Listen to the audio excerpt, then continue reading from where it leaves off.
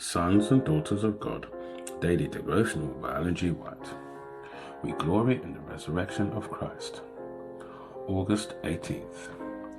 Let us glory in the cross of Christ. I am the resurrection and the life.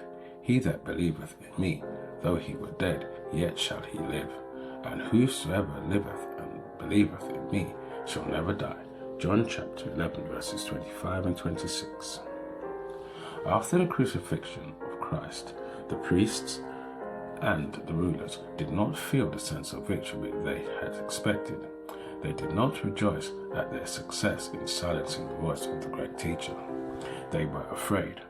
Already his death was calling attention to his life and character. The priests were convicted that their attempt at revenge had failed, and they dreaded a dead Christ far more than they had ever feared a living Christ. The light of heaven encircled the tomb, and whole heaven was lighted by the glory of the angel. The angel approached the grave and rolled away the stone as if it had been a pebble. He sat upon it. Then his voice was heard, "Son of God, come forth, thy Father calls thee." And Jesus came forth from the grave with the steps of a mighty conqueror.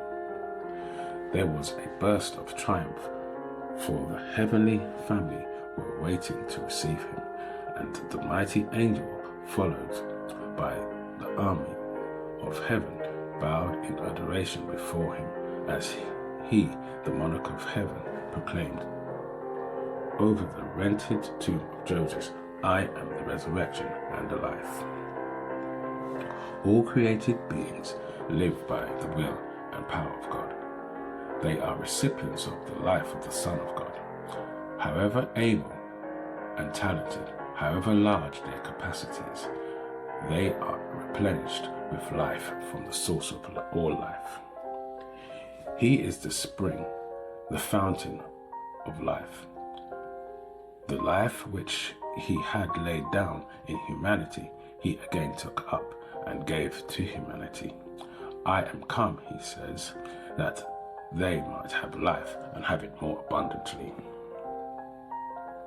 Christ became one with humanity, that humanity might become one in spirit and life with him. By virtue of this union, in obedience to the word of God, his life became their life. He says to the penitent, "I am the resurrection and the life."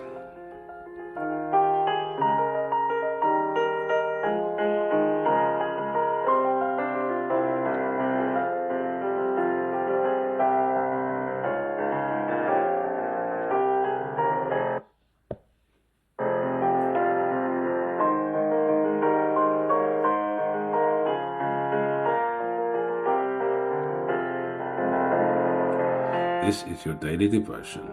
We thank you for listening. We hope you can join us again tomorrow. Please also check the YouTube comments for any further study notes.